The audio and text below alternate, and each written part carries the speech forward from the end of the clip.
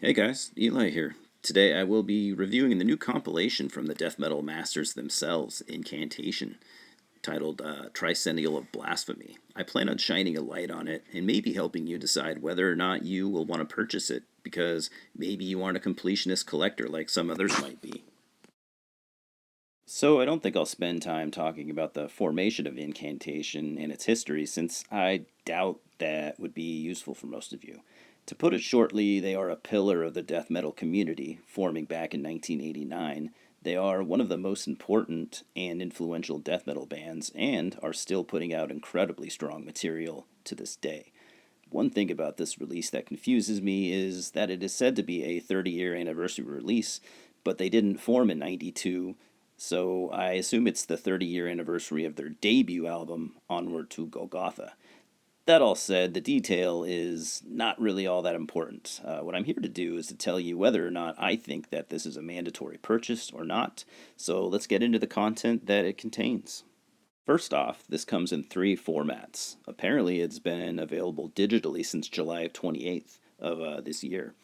But for us physical media collectors, it just came out on October 7th, and you could either get the 2 CD version like I did, or the 3 12-inch vinyl set that comes in several color variations. Now, more importantly, what exactly comes on it? We need more than just a shiny, nice packaged product, right?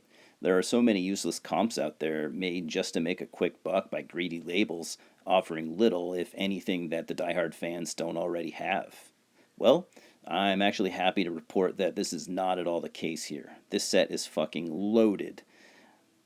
Maybe more than anything I've ever seen, and very little, if anything at all, here is what I would consider throwaway material. There are 31 songs here, and I couldn't be happier since I didn't previously own much, if not any of it. Sorry, I forgot to mention that this came out via Relapse Records. Obviously, I'm not a professional reviewer. The band has a long-standing history with Relapse, and they've been with the label for quite some time. But this is the part. This is the most important part. This is where I talk about where these tracks come from, what releases were they originally on.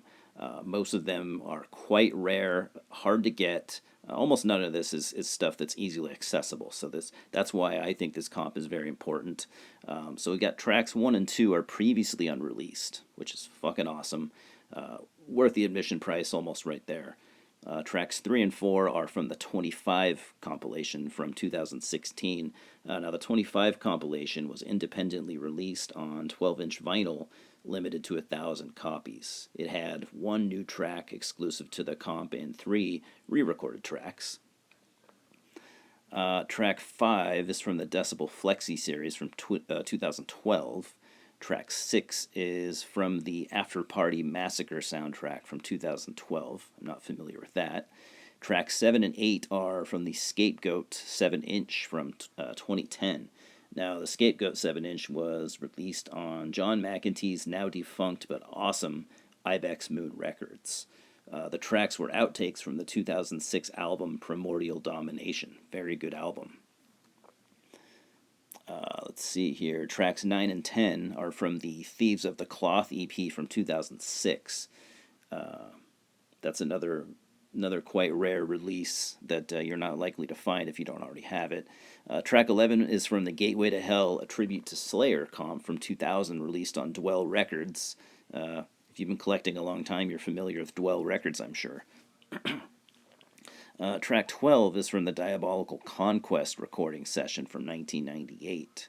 Track 13 is from the Legions of Iron and Steel comp from 1996.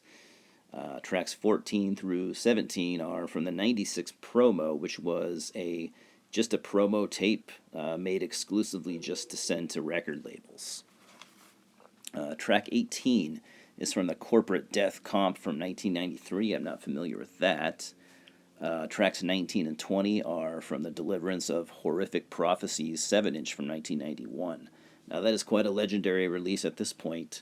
It's one of their earlier releases, and it was released as part of Relapse's classic single series, which is awesome. If you're not familiar with that, you should definitely look into it.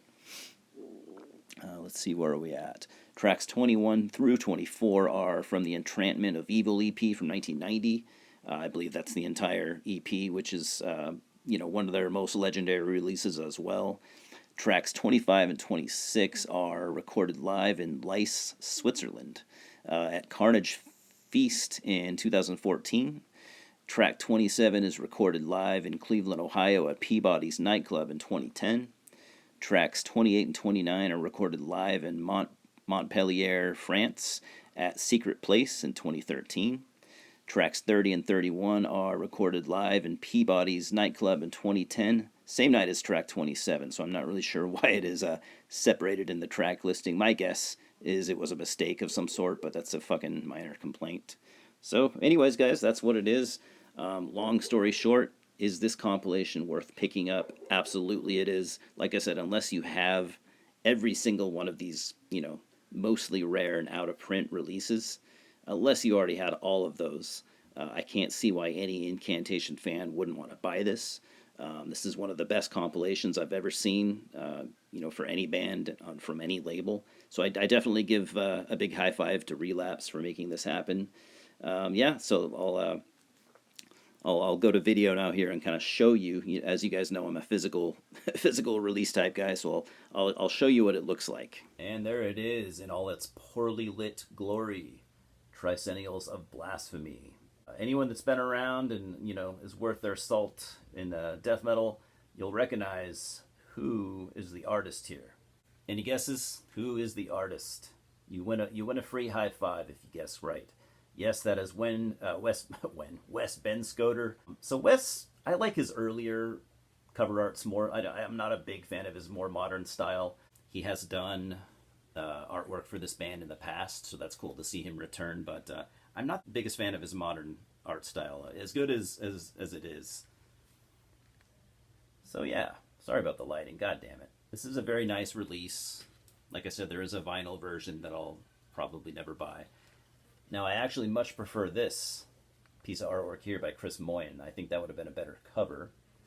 There's one of the discs. Of course, this had to be a double disc set.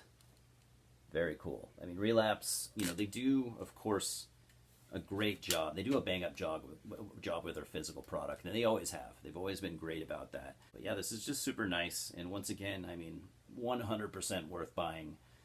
Definitely go out and get this if you don't have it. If you're a big Incantation fan, this absolutely needs to be in your collection. So.